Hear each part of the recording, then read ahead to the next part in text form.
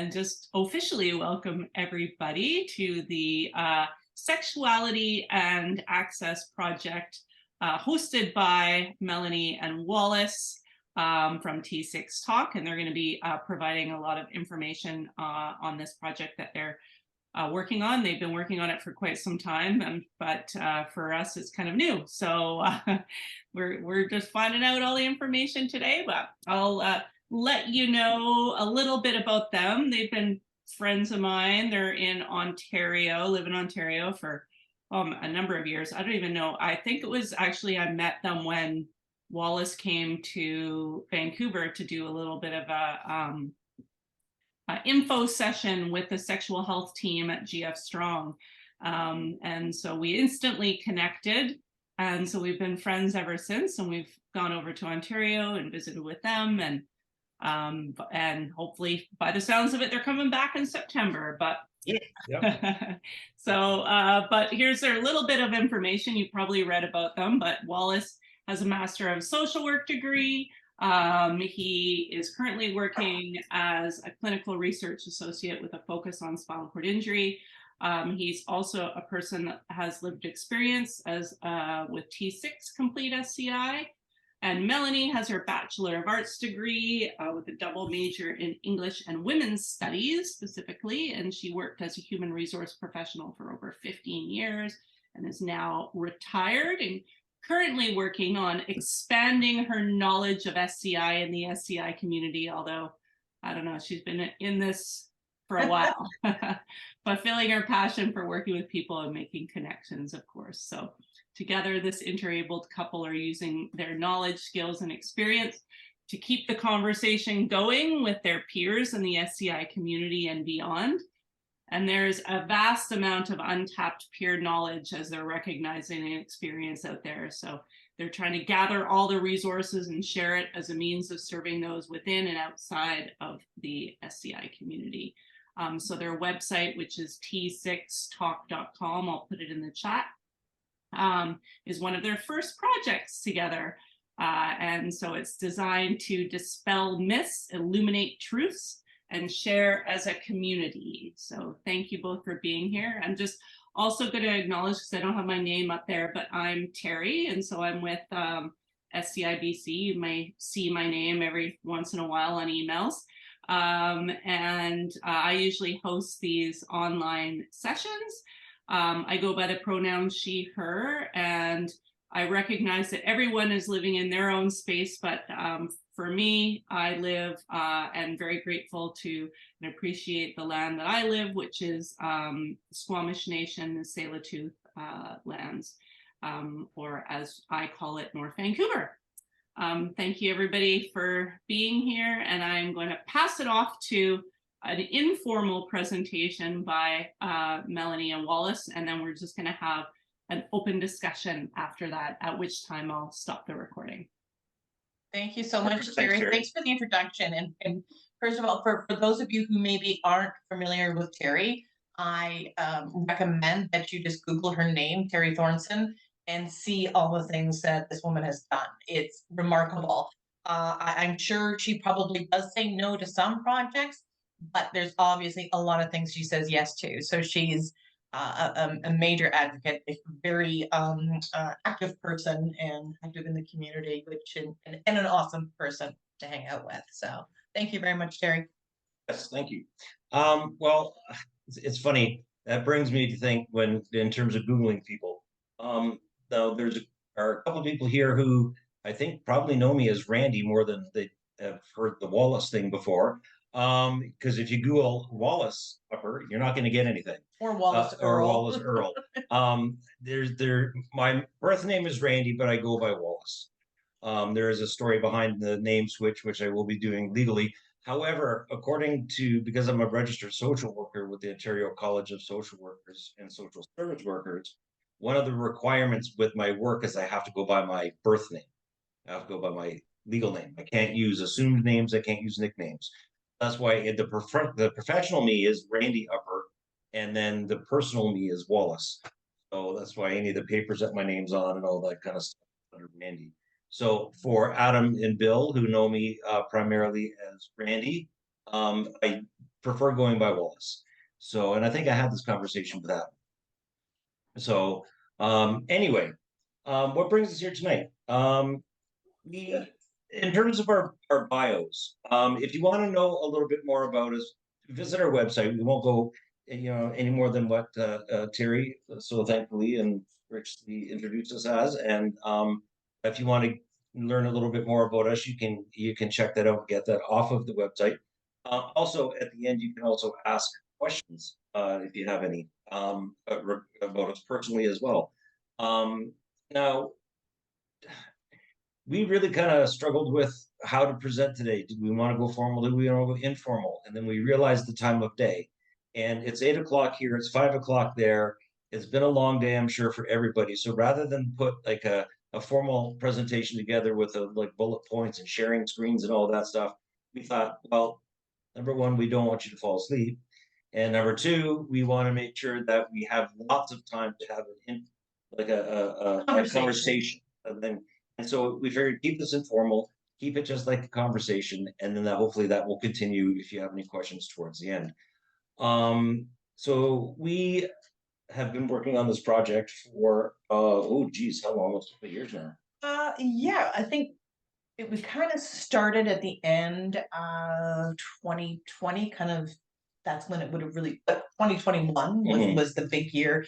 And then by the end of 21, we kind of knew what direction we were going in, and had a team semi-formed, and 2022 was just been a blur. Yeah. That's really when a lot of work happened there. Yeah. Would you like me to kind of share? I just want to say, in terms of a lot of how this came about as well, is because I have my paid job, I work on this project on a much more like a part-time basis, but Melanie works on this full-time. And this is something that she is so passionate about. And the one thing I just really like to point out about this project is it's an example of how, when you are open to all kinds of questions, and even if those questions are, I don't know the answer to it, but let me look into it, and what can spawn from that is what really got us to where we are today. And I'll let you describe. Sure. Wallace was asked to do a presentation for Spinal Cord Injury Ontario on sex and disability, or sex and spinal cord injury, and he said, sure, I would really like my wife to be a part of that, and they agreed. So we did our first talk, and from that we realized that 1 hour or however long we had for that topic was just far too short and not enough time. So we did another one for them and did a 3-part series. And in preparation for that, I don't know, some of you may know Luba Aslam, who works for Spinal Cord Injury Ontario, lovely person. So her and Julie Watson were talking to us about what we might go over in those 3 sessions. And Lubna asked if we would speak specifically about the relationship between people who offer attendant care services and those who use those services, specifically when it comes to sexual health. And we said, sure, we'll look into that. Wallace has never personally experienced that himself, so we couldn't speak to it from a personal level, but we thought, no problem, we'll kind of ask around and get some information. And we know how to look things up, we'll look it up. Yeah. So the more we looked and started asking questions, the more crickets we heard. And we knew that there was stuff there, but we knew it would take more time than what we had in order to prepare for this session. So we told Lubna at that time, please leave it with us, and we won't sweep it underneath the rug. And then when we actually did the sessions themselves, we acknowledged that that was a gap and that we would continue to look at this. So that would have been in the probably, I don't know, was that like the spring of 2021? And so we started reaching out to different organizations, and I was trying to think, okay, who would be the best people to talk to? And I thought, well, maybe the colleges who offer the courses on PSW. And so I started reaching out. I actually emailed every single college in Ontario that offered that course. And out of all of them, I think maybe 3 responded. And generally the response was very negative. And they felt that we were stepping over a line in what we were asking. So Remember you saying you very much felt like you got your hands slapped. exactly. So I did not expect that at all, because I went into it very naively thinking that, yeah, everybody's gonna want to talk about this. And they don't. So I thought, okay, well, let's go for the path of least resistance, and we'll eventually get there, but we'll have to do a lot of other work first, and eventually we'll knock down those doors. How do you eat an elephant? Eat one bite at a time. So we'll get there. So then we started reaching out to independent living centers and having chats with people we know. So people like Stacey Elliott and her amazing crew at Blessin.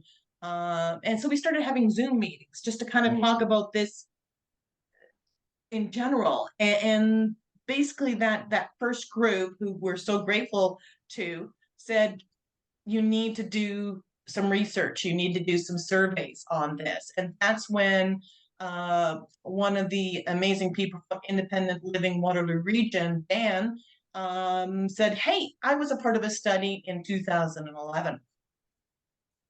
And we said, Dan, send us that project.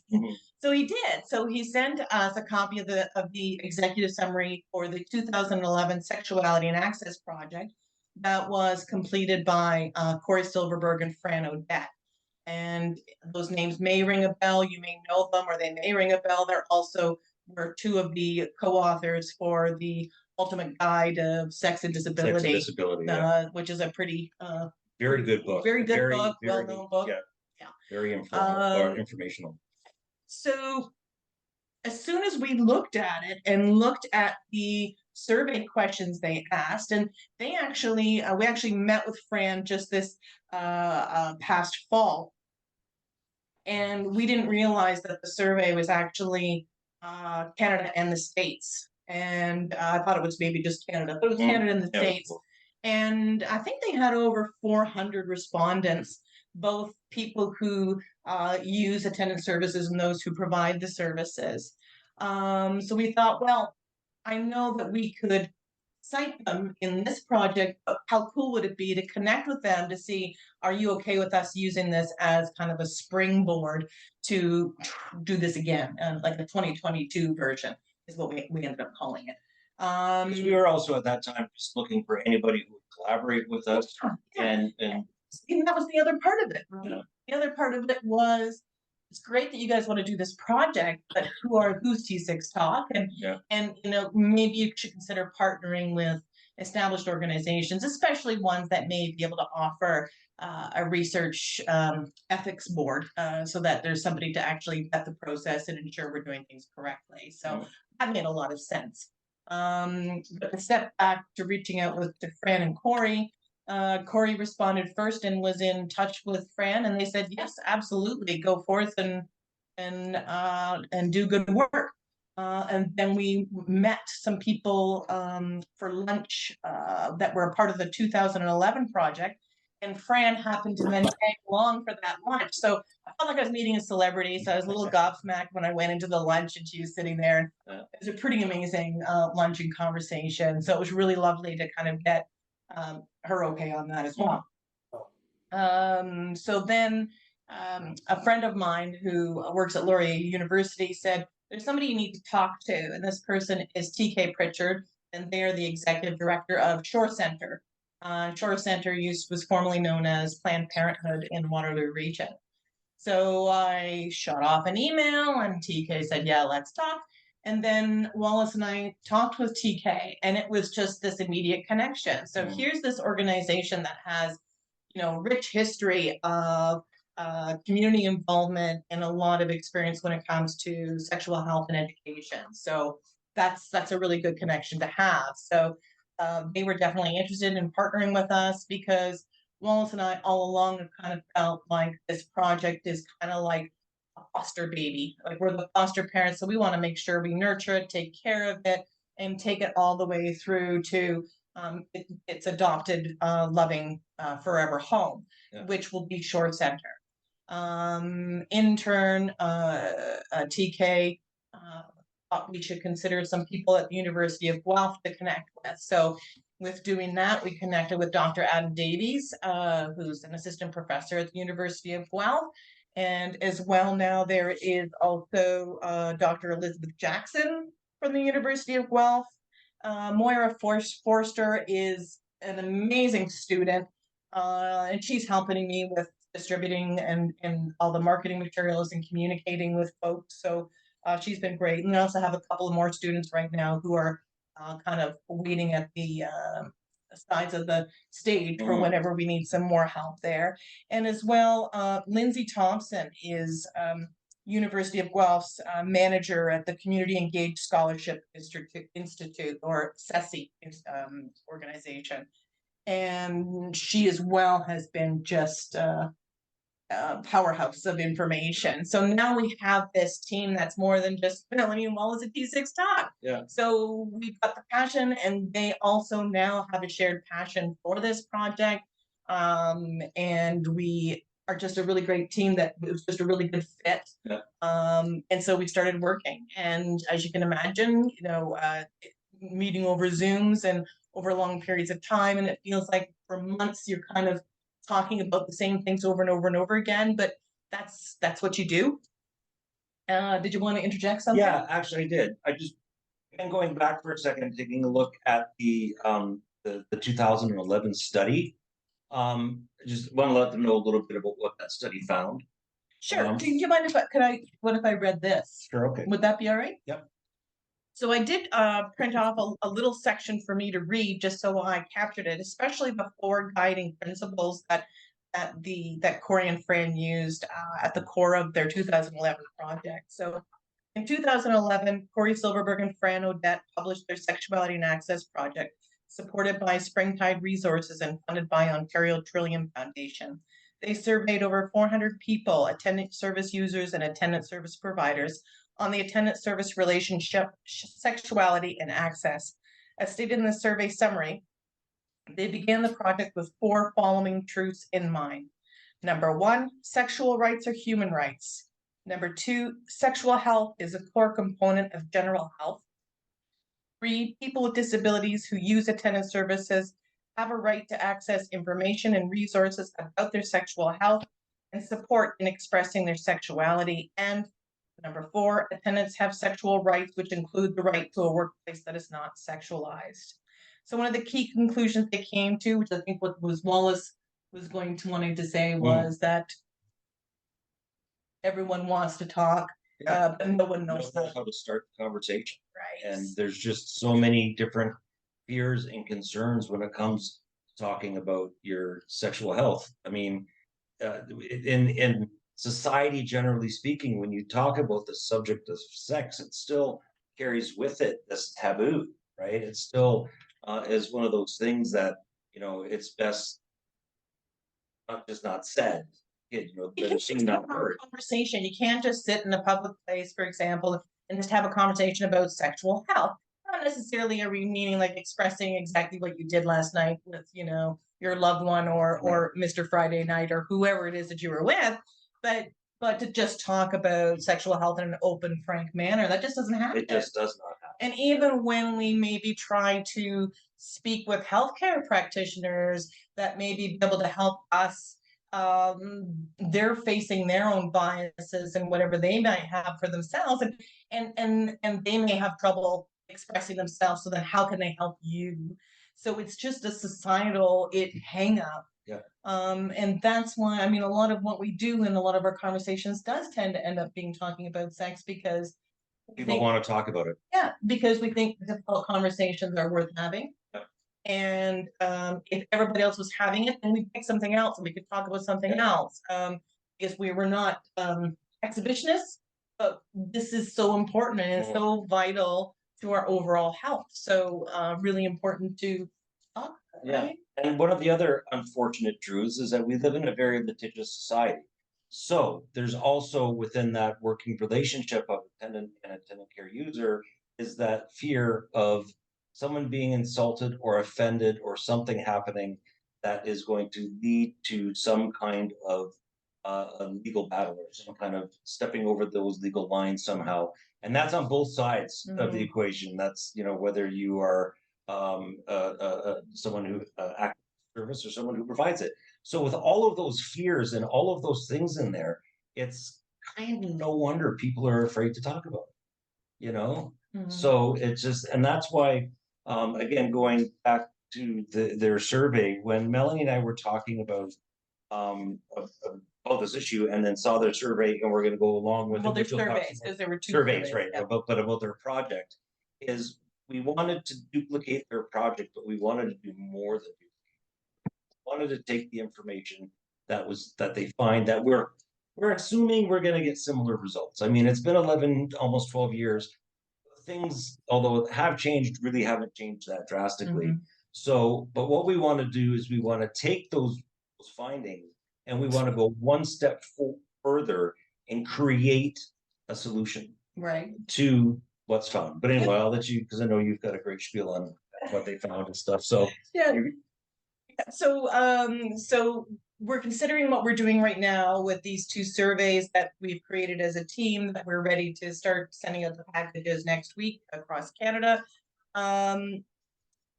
It's phase one. So there is going to be phase two, which we will certainly talk about. And maybe Wallace, you could talk about that after I talk about phase one. okay. So what we did is, because we wanted to utilize the results from the 2011 survey, we wanted to stay as close to the initial survey questions as possible so that they were relatable.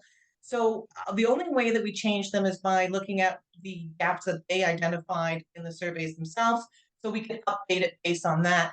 And as well, to take a look at how do we update language, especially around how people identify. A lot has changed, and it is likely to continue to change. So how do we make this as open and acknowledging as many people as possible? So just ensuring things like every single question that's asked, there's always an open field, so that if we didn't seem to be able to nail it in that you may not find yourself in there, that there's always an opportunity to ensure that that's included. So that provides us with a learning opportunity of other ways that people may describe themselves that we can then utilize for phase two. So doing things like that. But in a nutshell, the essence of those questions have remained the same. So there was a lot involved there, and because we were going to make this national study across Canada, then we also needed to ensure that this was available in French as well. So then it's a matter of contacting translation services. How do we do that? And then, of course, for accessibility purposes, wanting to make sure all our materials are accessible. So we have Moira, the student who as well was taking courses on how to make documents accessible. So this is still a learning process for us. Do I think we nailed it 100%? And that there's no room for improvement? Absolutely not. It's a bunch of humans doing human-y things, and so there's likely to be errors, but we put our best foot forward, and certainly are open to the feedback on that. So gathering all those materials together, and then as well making sure that if people wanted a hard copy, for those people who are maybe a little more old school and they don't want to do a survey online, that they can also receive a copy in the mail, either in English or French. Or those who maybe want to use a telephone, so that people can call in and do their surveys over the telephone. So then also making sure that if somebody wants to do it in French, who do we have? So for that, it might have to be that we'd have to book an appointment so we can ensure somebody who speaks French is available in order to help somebody through that program. But then that also means making sure that those people doing or helping with the surveys in French have also been vetted to understand the need for confidentiality when taking in all this data. Yeah. So we're hoping, our fingers are crossed, that the Research and Ethics Board, 99% of our materials have been vetted and are okay. So it's little superficial things that we're just kind of waiting for the okay on, and then we'll be able to send out all of the materials. So a lot of last year was me reaching out, and then Wallace and I connecting with a lot of disability organizations across Canada. So independent living centers, of course, there's Spinal Cord Injury Canada and all the provincial offices there, as well as organizations like PACE in Toronto that offer attendant care services, and then a myriad of individuals. There's quite, I think there's like 25 pages, I think, is what I finished typing up today for the contact. So And anybody they might know too, because we've also really encouraged people that, if individuals or organizations are not on our list that they think might be interested, then pass it on to them. So it kind of becomes that domino effect, right? So We anticipate there's going to be more because there's still more people for us to reach out to. Yeah. So similarly, when we're doing a recording like this, we would also say, if you like this, tell two friends, and they'll tell two friends, and so on and so on, right? and so on. Yeah.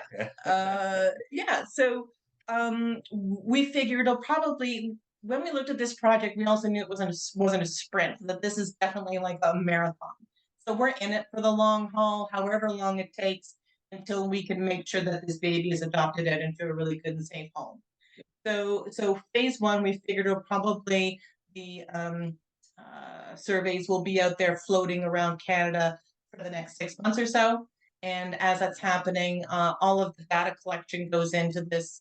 I imagine this like computer in the middle of a room somewhere at University of Guelph. It's not like that, but I just imagine this chugging system gathering all the data to spit out. Yeah. And I was just informed the other day, we had last meeting that as we're going through, we can always pull kind of early reports to kind of see any key indicators and so forth. Preliminary things. Which is really exciting. So then in the end, we're going to end up with all of this data. Which thankfully, now that we've got Guelph, or the fact that we've got Guelph University on board, they have all of that. Yeah. So we don't have to do any data collection. Nope. Have to do any analysis. We're going to have it all very professionally done. People who have, that's their job. That's what they. So everybody has their strengths. So let's make sure we have the right people doing the right things, and that's how this has worked out, which is really, really good. So okay, great. So we have a bunch of data. So what? So what are we going to do with it? Say, hey, it's exactly the same as it was in 2011. So what we were hoping is to finally get to the point that we wanted to be at 2 years ago, which was to jump ahead and not have to do this part of it. But we needed to do the surveys. We need to collect it, because if at some point we also want to get more support and backing on phase 2, then we need to show that we've done our homework and that we have gone through the whole process. It's kind of like a needs assessment kind of deal as well, to collecting the data, because it's like you can't, especially when it comes to getting funding, to get certain balls rolling. Because we do have a student that's working, but she's being paid. What we've done so far, there's not been any funding. It's donations. So we've been raising funds personally. So this isn't something that Wallace and I receive any kind of money for. This is just it's a passion project that it just needs to happen. So if we can be a part of the solution, and we're in a position where we can do it, then. But in phase 2, we might need to go for some grants. We might need to go for some other kind of financial backing. So you have to somehow prove that there's a need, right? And it's really hard to quantify, but thankfully, and you can't use old data. You can't use data from 2011. So we need fresh data. So it'll be fresh out of the oven, ready to go, and for people to look at. And then, did you want to tell them a little bit about phase 2? And this is phase 2, I think, is just so exciting, because there's lots of research out there. There's lots of things that say this is how things are, and this is how things were, and this is how things should be. But with our phase 2, what we want to do is develop some kind of education module that, whether an individual is going for a special certification, whether they're going for a designation, whatever it might be. And we've proposed, for example, what they call SHA, was Sexual Health Assistant.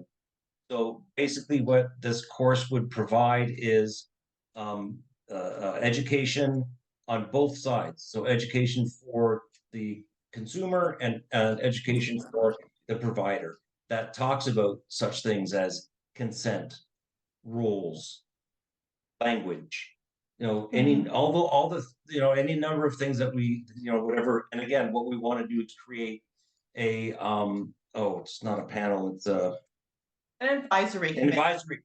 So we want to generate a national advisory committee that has as many disabilities represented as possible, as well as whether it be or PSWs, whether it be, you know, people who just basically want to provide this kind of service. Because what we're looking at here is when we say sexual health assistant, we're looking at providing help care pre and post. So the actual in terms of the sex, whether it be, you know, by yourself, with another person, with a group of other people, the sexual health assistant would provide the care leading up to and afterwards. And I mean, there's a gray area there as well, because there Sure. could also be during that time where people might need assistance repositioning during, but we just wanted to make sure that there was a clear separation between It's not sex surrogacy. it's not sex surrogacy, which would be our next project, because that is another thing, have it separate from this. So the idea being of kind of having common ground rules, a common vernacular for everybody, so that when the conversation happens, there's some lines in the sand, so that people know. So what we imagine happening is we would hope that the person who maybe has attendant care services could receive this training at no cost, and then hoping for some sort of a nominal fee for those who might provide that service, because people with disabilities are already stretched thin, and a lot of the medical costs and so forth. So it just seems like one more thing. So we would look at Shore Center kind of having that training program, and it would be housed with them. But then let's say, for example, if the Victoria Disability Resource Center, they have a couple of people that they want to have trained, that they could be like a train the trainer.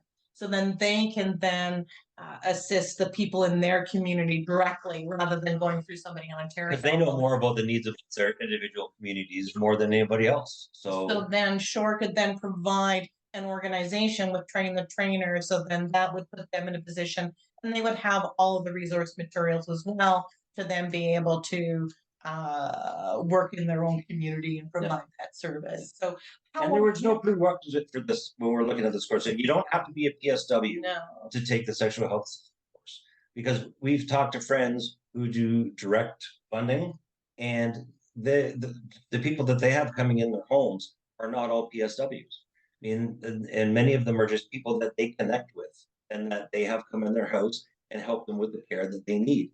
So we want to basically build a curriculum that would be for anybody.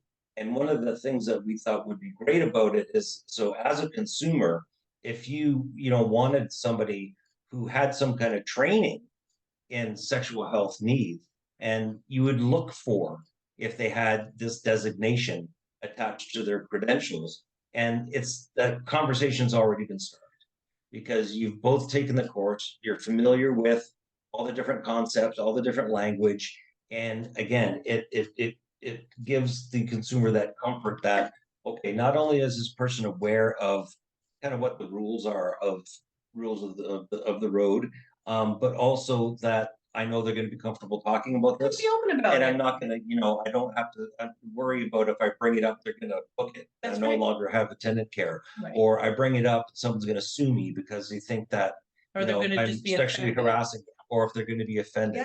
Yeah. So it just really helps to seamlessly get communication. Like, what does that look like then? Maybe then, let's say if I was the one bringing in somebody to be a sexual health assistant, does that mean that we have like kind of a little contract that we draw up together to say, this is what we agree upon. We agree that you are going to help me access pornography, or you're going to help me get dressed in lingerie, or whatever those things are, so that the two of you can sit down. Well, and because if it was me directing my care, I'd say, here's the 15 things that I would like to have help with. And I would hope that I would be putting that list down, knowing what the parameters were of the coursework that I took. And then having my sexual health assistant go over that with me, so that there's that communication, that openness right from the get-go. Right. So again, to try to break down some of those barriers of the subject matter being, something that's unapproachable. Yeah. So right off the hop, we also know that there are a lot of people who are living in group facilities who receive attendant care services where they're just people are sent. They don't have a choice on who's coming. They may not always get great attendant service care. We've talked to a lot of people and heard a lot of stories where it's, you know, they're surprised they even got into bed at night or got out of bed in the morning with the help that was being given. So we know that this may not be an immediate assistance for a lot of For people. all, and that's when we say, So then how, Yeah. so it's a matter of, but where do we start? We have to start somewhere. But again, let's be tenacious about this and let's figure out then the organizations who train and send people out into the community. Is there a way of getting into those organizations? And even if it's not, let's say they have a list of 300 people that they send out, maybe there's 4, maybe there's, or maybe there's 1. Even if we start with 1, where they could have a sexual health. If we could start somewhere and start to kind of try to push it. And there's also, I think about some of the, I think, barriers that are going to be there when it comes to adults with, oh, my words just left me, with cognitive disabilities, that so many people are treated like children and they're forever children and they're not, don't have the autonomy. So how do we start to break down those barriers? Terry, I just saw that your hand's up. I don't know if it's been up for forever. No, but that's okay. Good. But I want you to finish your thought. people with cognitive Yeah. disabilities and always be. Right. So, but then how do we break down those things? And I don't know that one project is going to do that. But how do we then, just by having these conversations and building these communities, and let's not stop this conversation. It's the ripple in the pond. Right. So Yeah. then do we then end up meeting really cool people in organizations where they have an interest in breaking down those barriers? Then how can we help support them? And Yeah. maybe it's not through this project, maybe it's through something else. So we acknowledge that what we're trying to do in coming up with some solutions isn't going to be the solution for everywhere. And we know that there are that we just don't have the dynamite to blow up yet. But we have to start somewhere. Yeah. And if we wait for everything to be exactly perfect, it's never going to happen. No, it's because, and that's it, because everybody is so unique and everybody's individual situation is so unique, and then it can't possibly meet everybody's needs. But like Melanie was saying, hopefully this will be the catalyst that will create more to follow. And I think that's one of the core things is we just don't want anybody thinking, first of all, that it is only spinal cord injury related, and that the solution we are offering up or partial solution is going to be the end all be all for everything. Nor do we, for groups that this may not be relevant to, it's not through any intent or malice that we're excluding certain groups. Is just we had to narrow the parameters somewhat in order to make this doable. And again, we do very much recognize that it's just a starting point. Yeah. So yeah. What was your question, Terry? I have a few questions, and I just want to be also cognizant of the time because we have 15 and that's what I was minutes going to left. say. We want to have a conversation. We should. And I see, isn't it amazing, right? You just get talking. Yeah, and I have a bit of a hard stop at 6 because I have to go to my son's high school transition. No, big meeting at the high school. Anyways, I did have a couple questions. So first of all, I just want to say also congratulations, because I have been involved with research for many years.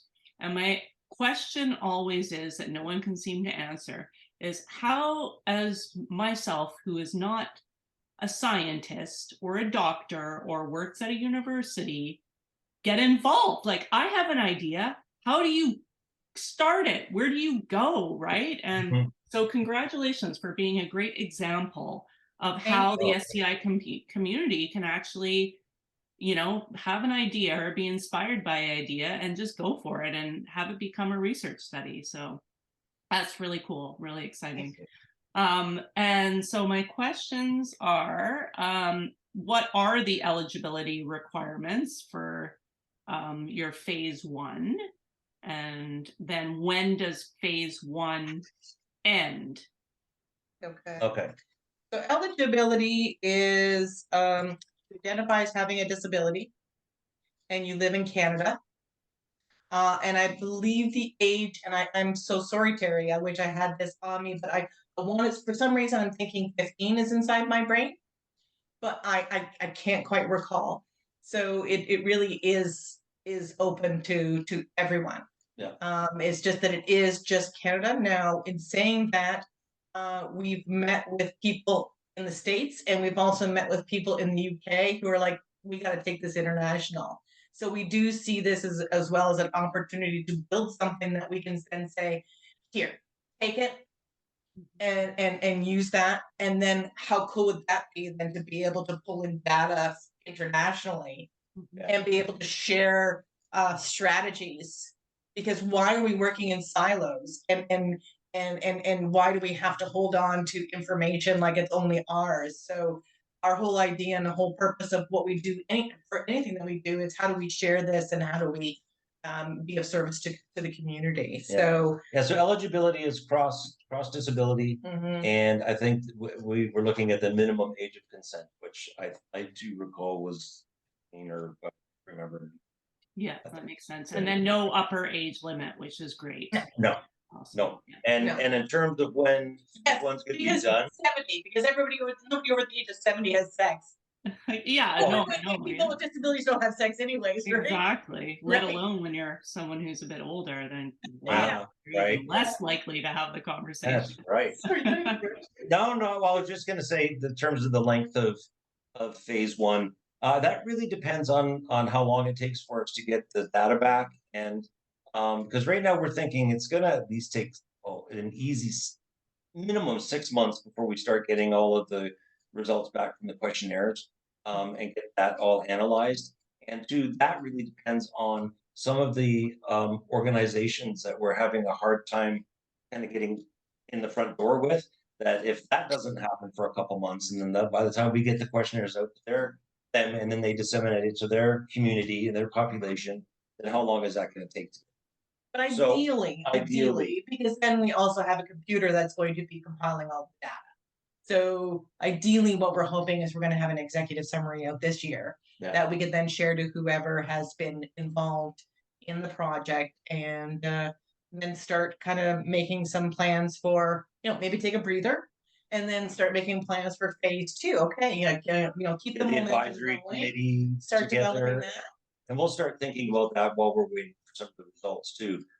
So we want to put that out there to, again, anybody who thinks they would be interested in being on an advisory committee for this, to help us with the creation of the curriculum for some kind of course. Right. And absolutely, that's one of the things that's kind of been rolling around in my brain of when you have so many people on an advisory committee, then does it become really difficult?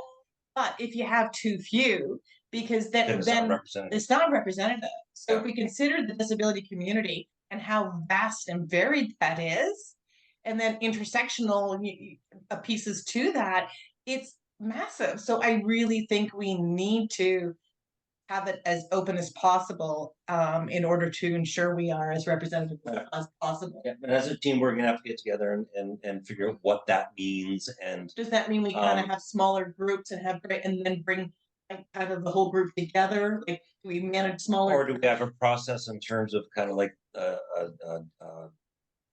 in terms of the I'm looking at democratic way of doing things, so it's like the majority rules in terms of but then that's tricky too, isn't it? Because then if you have a marginalized people within a marginalized people, then that's right. Then you have enough numbers. So as a team, we need to sit down, because it's not going to be just a matter of saying we'll have 20 people and we'll have this and this. No, we've got to again sit down and take some time. So it's a lot. So we're also open to people who maybe been there, done that, to maybe provide their insight onto that as well. So Does that answer your question, Terry? Or your Yeah, question? thanks. And I know, it's kind of one of the limitations of being a research study is you probably already know the answers.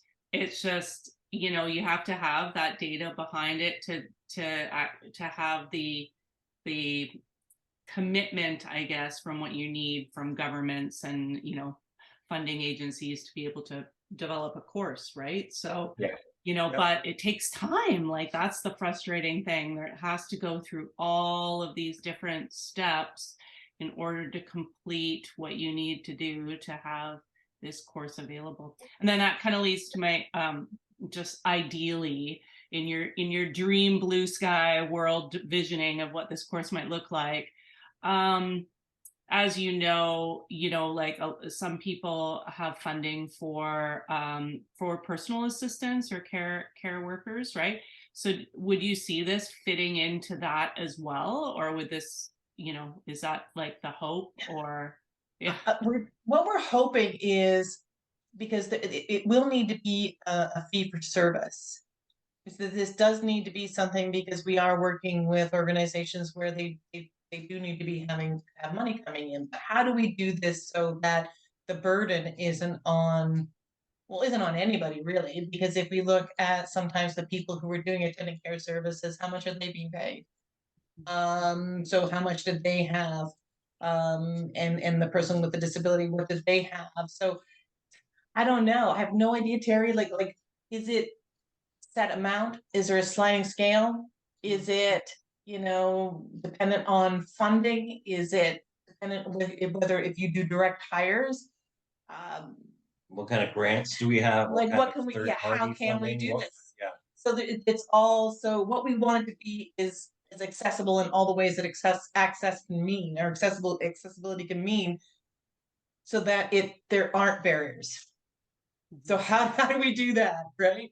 So We win the lottery. now, Then we just- well, then we start provide our it for everybody. compound for rehabilitation, and then we make our money. Yeah, exactly. Yeah. okay, well, sorry I took up so much time, but I want to That's open okay. it up We to don't have to everybody do that, else so. for whatever questions, and I'm going to stop the recording actually also and